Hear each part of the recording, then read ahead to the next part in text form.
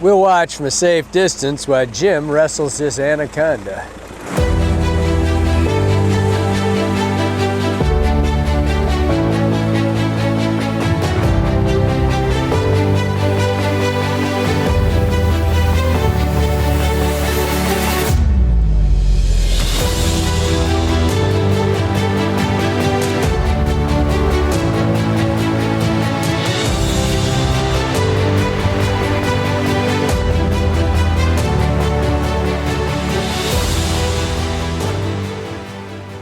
We started a little while ago and went through 2 really big wave trains. Oh, get off there. Yep. Dang it. Get off there. Didn't want to fall off. If that was a 30-incher and you shook your rod at him like that, he would fall. So we went through these wave trains and we were just big ones, you know, not little stuff. And we're experimenting with flies. Braden, the cameraman, is fishing and it's kind of lighting up a little bit. Or as Brock said, we found the nursery, getting a lot of little fish, but we've had a couple big ones move. We're gonna run through all this whitewater, just kind of running and gunning, hitting pockets as quick as you can, and just keeping the, again, I'm just going trying to find flies that they won't eat, like to see what colors. Brock said to put on copper, so I put on this. Braden's fishing white. It's working. You see, we kind of walk, or we go through this. You'd never suspect to find a really big fish in this kind of water. Maybe some of these edges over here, but for really big fish, and that's really why we're here, is to see if we can pop a high 20s, 30.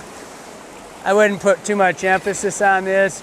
Great water, like nursery water, great nymph water, but the likelihood of popping a really big one out of here is kinda so-so. But as soon as we get down into these, as soon as this stuff ends up, when right here and starts to get the big, like right behind that boulder down there, when it softens up, you have just hit absolute premium trophy water. Because there's going to be a lot of slow 3-4 foot water down there, and that's when we'll get on the A game. And this stuff, you could still it could happen. I mean, but more likely you're going to have something under 20 in this stuff. Saw one over there. See him? Yeah. Seldom get fish to eat dry fly eaters, so there he's still chasing it. Don't get it. I mean, juveniles, I seldom, Brock said there's a sipper down there, so I made 2 failed attempts. Actually, they were great attempts at bad casts. But I seldom have dry fly eating fish eat streamers. To the point where I usually don't even cast at them. It happens though. And there's a lot of juvenile fish in here, which is great. I mean, it means your river's healthy, right? But you get, what I was saying coming through this is we're coming into this flat now below. I didn't see that fish, but it had a good thump to me. We get down here, now we're starting into these flat areas where the fish can rest. This is where I have a lot more confidence in finding a real fish, and I'm guessing it's going to be on that color change, 30 feet off or so, right where it drops from 3 to 4, right in that zone. I switched to this baby brown trout TNA bunker. It's really one of my first articulated flies ever. It's the first design like this, and because Brock said put on something with copper in it, and this is because it's a baby brown trout, it's got a lot of copper in it. Right now there's so many juvenile fish in here that I don't know if the fly's working that, but it's hard to get a cast out of thump. but they might be eating a lot of stuff.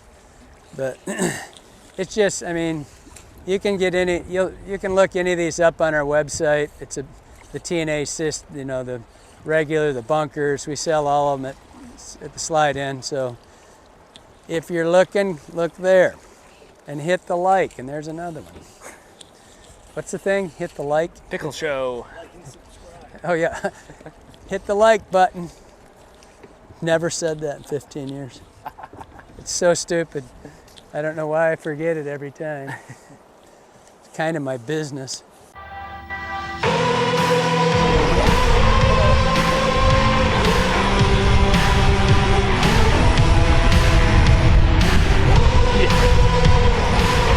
That was such a sick eat. Such bad fish.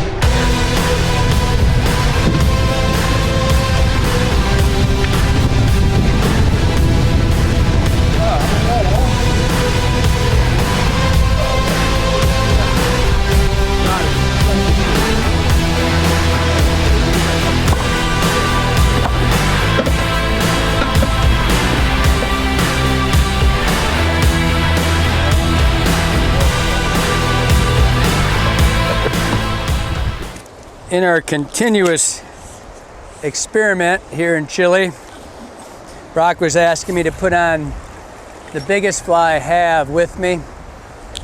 And so I got a triple articulated menaged triple dungeon. And so, but we got talking about it. There's been a transition in this for a long time.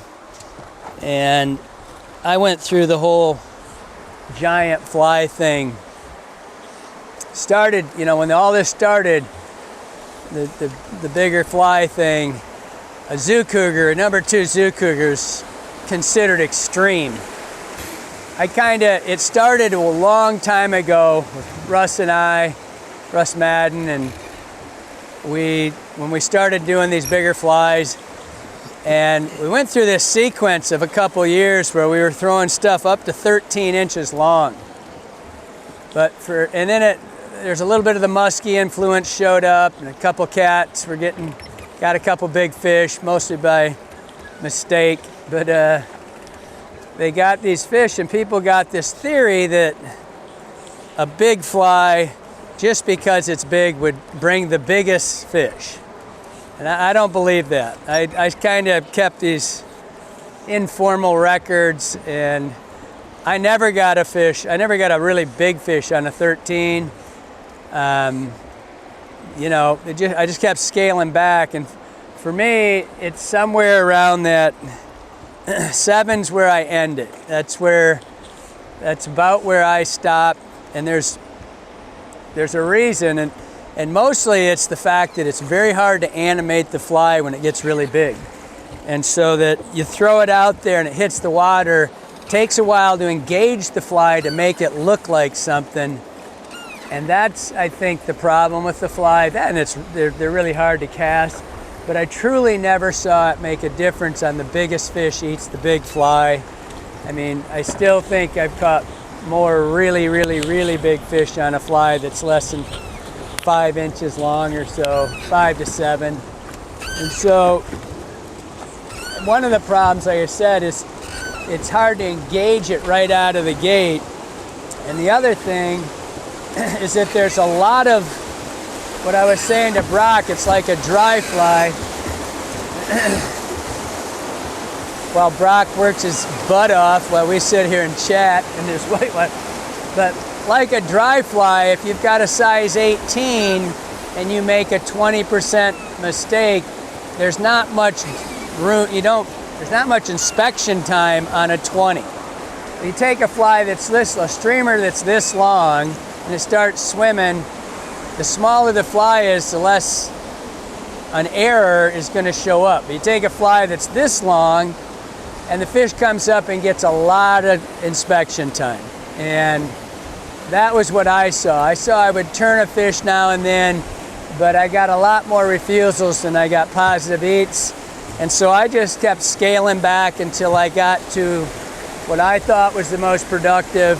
and that's flies 3 to 7, 7.5 is what this is pretty much. That's pretty much the end. And from a guide perspective, having someone throw a triple articulated fly 10 inches long around your head all day gets a little nervy because they're hard to manage. And that's the biggest problem, is that when you go to engage this fly underwater, it takes a little bit more effort to get this fly to go, right? I mean, and it's got to start right off. If that fish sees it and sees that it's not doing what it's supposed to right out of the gate, you got issues. And it's hard to keep them moving if you don't have the right kind of water. It's hard to have people keep up with them. And so, like I said, I don't know. That's just me. It's I know a lot of anglers that fish bigger. I just don't. I don't see it making a difference. It's definitely harder on your elbow and your wrist. It'll take me a minute to get used to throwing this, and I've only gone up. You know, every other fly I've been throwing is 5 inches, but then they tend to make these bigger flies. They tend to have a little bit more weight to them, just about, even if they're not much to them. You know, if you got hair in it, it's hair, even synthetic. It's going to be harder to work. But this one's, I fished this one quite a bit. This is, like I said, this is the top of the food chain for me as far as the size. It's not that unruly. But what Brock asked me was, he said, you know, a lot of times we'll have a little rainbow on and some giant will come up and annihilate it or try to eat the rainbow. And that has always been the theory. But I just don't think that when you get into that super big fly that you can engage it quick enough. But that's just one cat's theory. If you're going to throw these, it is really critical that your cast, if you notice, what I'll do with this is I drift further back. You know, I like to drift to at least 2 o'clock where my rod angle is back that far. And it really helps if you slip line on your back cast to let that all straighten out, because it's a lot of bugs. So you slip and then it go, and your accuracy will be fine as long as you give it a little drift and a little bit of a slip of the line. If you rush this fly, and when you start getting above that 5.5 or so, if you rush that cast, you will wear it. So you just give it a nice pause, let it straighten out. Don't do the dry fly, you know, tight tip, and let it drift and open it up, because man, there's 3 hooks in this thing. You don't want to wear this fly. Don't feel like you have to throw that all day here, Kelly. I'm interested too. I'd like to see it. And I was telling Braden, I've fished this canyon, this part serious, a couple days with pretty good sticks, and I've never really had super great luck in there. Mm-hmm. As far as bigger fish, but you never know what's in here. I don't know.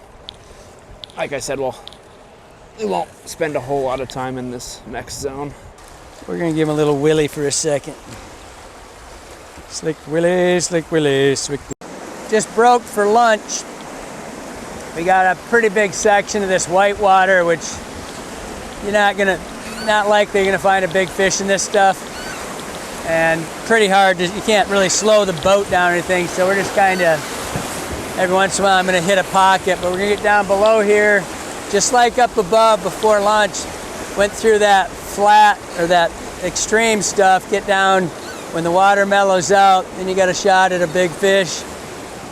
There's just too much volume in this stuff to really hope. You might find a juvie, but it's more scenic value than it is fish water, so we're just gonna ride the fun.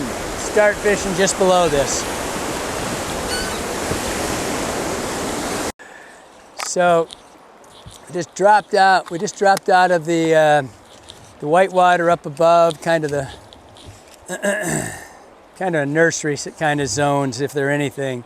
They're not, you know, they're really pretty, but if you're hunting for real fish, you want to be in this slower stuff. And now we're in this giant boulder field, right? One of my favorite, it's kind of like my favorite is a checkerboard of weeds and mix, and really it's the same with boulders. All this is gaps, and it gives them great breaks, so there's no current behind those things. They can just sit there. They're really, big fish are just lazy. They're just lazy, period. They hunt at night, they sit around in the daytime just burning off, you know, whatever it is they ate. And they'll just sit there and they'll ambush. And so you get a million targets, and so I'm just looking for gaps that are really good. Went to a slick willy, we got into that flat, immediately hit that fish, which was a, you know, nice fish. It wasn't a big one, but it was a nice one. And it came out from basically between two of these rocks, just turned and got it. And so now we're gonna get into some really premium big fish water. Not necessarily number fish water, but big fish hunt water, where you go to, you know, I've got that saying that hunt it, don't hope it. This is where you get to shoot for targets. You get to, we were talking about that earlier, about picking your target, aiming for something. Don't just shoot it out there as far as you can and start pulling on the damn rope and hoping something happens. Look for stuff to identify, like that little, right up here, there's a little gap in these rocks. It comes in, I personally like less than 5 foot of water for big fish. I know I get a lot of people are gonna write in and tell me I'm full of banana peels or something, that I've never seen a big fish hold deep that wants to feed. And so I don't care how, I get asked almost daily about fishing 5, 10, 15 foot deep water. And I tell everybody this, I just don't think they want to feed down there. And trying to get a fly that deep is just so, even if you do get one now and then, there's just no visual to it. Just kind of, you might as well go trolling. You know, it's just not, for me. I don't care what you do, but for me, I want to be active and I want to have targets just like that, where I think that what Brock and I were talking about earlier was that without a target, you have nothing for memory. You don't build a database on where fish should be, how your fly was swimming when you got that one big fish.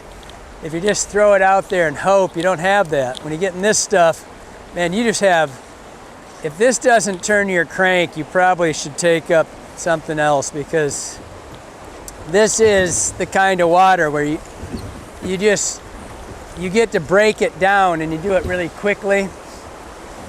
And you can just see the ambush points. You're looking for ambush points constantly. This would not be one for me. I'd have almost zero thought process there'd be a big fish in this water. Like none whatsoever. And yet, a lot of people think this is where they go to hide. They don't go to hide anywhere. They don't hide. They go to relax. And you sure as hell wouldn't relax on this giant treadmill. Now the water's flattening out, and we're gonna get shots. This is where you're gonna see a big one usually, in the softer. And I went to a kind of a flashy, bright fly, a slick willy. I just combed it out a second ago, and you can see this is pure minnow, right? Looks really skinny right there because there's no water around it. I put it in the water, and the water gets around all those filaments. It builds a profile. But it doesn't push a lot of water. This is kind of a reflection thing more. It's a skinny fly, low profile. You know, I talk about flies a lot being, do they push water? Do they reflect water. You know, what do? Do they have a kicker tail? This one is pretty much all shine and not a giant profile. It's pretty wide. It's like a 1/2 inch profile when it's wet, but it's just got so much movement to the tails and to the body that it's been one of my best big fish flies ever. It's very generic, and it could be if you're back in the States, it could be a whitefish. Here it could be a juvenile rainbow. It's just, you know, it's just minnow-ish. And so, but we had really good success this morning we had a lot of fish eating, and it was a fly that was still white and bright, but it was pushing water. Big deceiver tails. And so I'm gonna run this Slick Willie for a while. I hope that wasn't a fish under there, because if it was huge. I'm gonna run this for a while, just because I like it. It's really easy on my wrist. Throwing those giant flies for 7-8 hours just can be a little bit of work. And this one's like not throwing anything. And you can track this fly really. I mean, if I try to come up with a tip every time we do one of these, little thing. God, just how hard did I hit that fish? You see him shaking, let his mouth go, and we were talking about that earlier, about how hard they can bite a fly. That was about a, 13, 14 inch fish. He bit that fly, and I jacked him as hard like that, and he just shook his head and opened his mouth. They can bite those things so hard without, and just so you know, when they bite a fly, I've talked about this on a lot of shows, when they bite that thing, they have to kill it to eat it. So this fly is about 5 inches long. That was a 14-inch fish maybe, right? Maybe smaller. And so when he bit that thing, I went like this, and he opened his mouth and it just came out. Realize that they bite the front of this thing. They do not bite the tail. Juvenile fish like that, they'll nip and be stupid, but a fish that's trying to, like that one did, he was trying to kill it. They have to bite it, kill it, and unless they get that whole head in their mouth and significantly in there, they have to let that fish go to swallow it. And I don't think people really buy into that so much. Sorry, I thought I saw another fish. I've seen it happen many times with fish where they swim around. Hell, I've seen fish in the Madison, because I live on it, and I got a channel behind my house, and I've seen them carry fish for a day sideways in their mouth. And then once they're, know that the fish is dead, they let it go. You just think about it from a trout's perspective. If I have this in my mouth, right? Here's the ass end, here's the head. I got it like this. How am I gonna? I can't go with my fins. I have to, and if I let it go, you open your mouth and you're facing upstream, the fish is still folded against you. So they have to let it go. And what they do is they let it go, and they immediately spin downstream, and they start, if you've ever seen it happen, they go downstream, they let it go, and they get just below it, 6-8 feet, and they start sharking, looking at it, and then, and they eat that head first. And I mean, it's nothing to see a 20-inch fish with a 12-inch fish in its mouth. Once they've got it in their mouth without head first, because they have to go head first because they got dorsal fins, and they got fins that stop the fish from swallowing it. I found I didn't, Barney Ewing did. Buddy of mine back in Michigan. I think it was I can't remember now, I think it was a 36.5 or something. I think maybe it was his dad found it floating down the Boardman River. I think it was a 36.5, 35.5 inch brown that had I think it was a 21-inch brown trout and the dorsal fin got stuck right there, and they're both dead. I mean, they're extreme. They're extreme. I knew that was a fish. Look at him. He's still, look. You see it. That's the second one that's come out. He came out straight at it and just, boom. They're so fast. But, I don't know where we were going with that whole discussion about why and how they eat, but when they hit that thing, they're trying, oh, it's because that little fish got off. When they hit it, they're trying to stun it or kill it, and they try to hit it. You know, people say, oh, they're hitting the tail. Well, why would you go up and bite the hind end of something that's wiggly? You're not gonna kill the damn thing like that. They make a living eating. That's a big fish underneath that fly down there. He swam under for quite a while. He wasn't buying into it. So, I mean, when you hear that, and I know I hear it all the time, and oh, I saw them, they were eating the tail. Well, first of all, you're not gonna feel it if they eat the tail. And second, they don't do that. They have to stun it. They have to kill the fly, or the minnow, I mean. And so they need to crack it. They need to really, juvenile fish, you'll see them they're doing stupid stuff. They're still not grown up enough to know that they gotta really kill the damn thing. But they're usually gonna T-bone that thing as hard as they can. And when they T-bone it, it's so they can get right behind the clethrym on the gill plate. They try to get right there and crush it. Their heart's right underneath there. And they try to kill it right there. They don't want to carry it around all day. That fish came out, bit it, and shook his head like crazy. And then just looked at me and opened his mouth, and the fly just came flying out at me. Yeah, good job. Hey everybody, I'm Braden, I'm the camera guy. I want to talk a little bit about casting in the wind because it's something people really struggle with. And I wanted to do that now that it's no longer windy. I'm going to face the wrong direction too so I can throw forehand, you can see a little bit better. But kind of the oldest casting tip in the book, you know, everybody says 10 to 2. And if it's really windy and you throw between 10 and 2, your loop or your line kind of hangs parallel. I'll try to show you a little example of that, right? Where we're back here, I'm kind of keeping the fly line parallel to the water. The problem with that is if your forward cast lays out parallel, then the wind, it kind of unrolls and you lose your power. The wind is gonna blow you downstream, or upstream in this case, because we've been dealing with an upstream wind all day.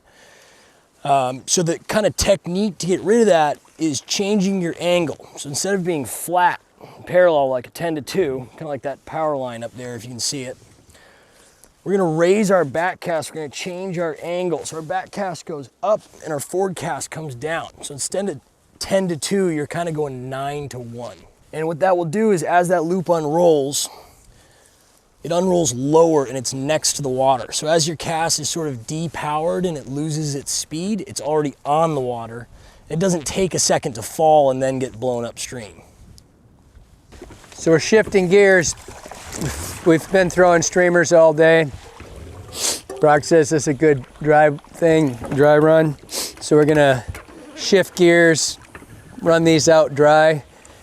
Not real techie dry stuff as far as the fly goes. What do we got on Fat Albert? Fat Albert. So what is it, a 6? Yeah. 8, 6 or 8 Fat Albert. We're just gonna, for these beetles, we're just gonna run these edges of these logs. I'm sniffling like crazy because bad guiding, really. My guide didn't bring my allergy medicine. So I'm getting I'm a snotty little brat now. So, Brock, where do you want these? You want them right by the logs? Tuck them tight to the log, tight? Let them rest 2 seconds, and then give them twitch them out about 6 inches. Copy that. Rest. And twitch, skate. Do you want a twitch or a big skate or a? I just kind of not chug them, but you know, skate just about 4 inches off. Those Tencaria beetles will kind of hit the water and push off a little bit. What are your drift zones? Foot, 2 foot? Before you want to twitch again? Yeah, about that. Just run those logs. If it gets too far off of them, nothing's behind it. What's too far off? 2-3 feet.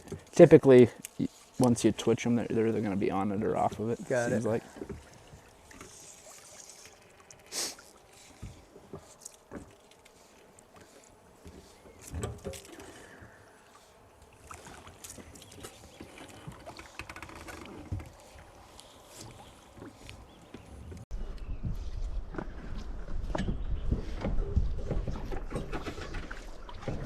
Pretty tight to these next kind of submerged logs or so. Down below us there? Yep. Oh, yep, set him. Oh, great. That was good. Fish? Oh, I just got guided. Oh, looking down at my feet. Oh. I heard the bloop, I wasn't even looking. I just got guided. I threw that dry fly out in the tight into that bank, into that pocket, and Brock said, I want you to be close to those logs. And I looked down at the logs, looked at my feet if I had enough line out to make it. And he goes, hit. And I'm like, oh my God, oh, that's not good. That's not good. That makes it to the night's dinner table. That goes on the guide report too, Kelly. Yeah, I guess they have to. This is a big fish for a dry. Oh, set. Oh, God. Slid right out from underneath that bush. Oh my God, I got guided. I think I was looking straight down at the bottom of the boat. It's a good fish. It's a nice one. I'm gonna just continue right around too. If he doesn't make a left turn, or right turn, like that. It's not what I wanted you to do. I gotta get down on him a little bit.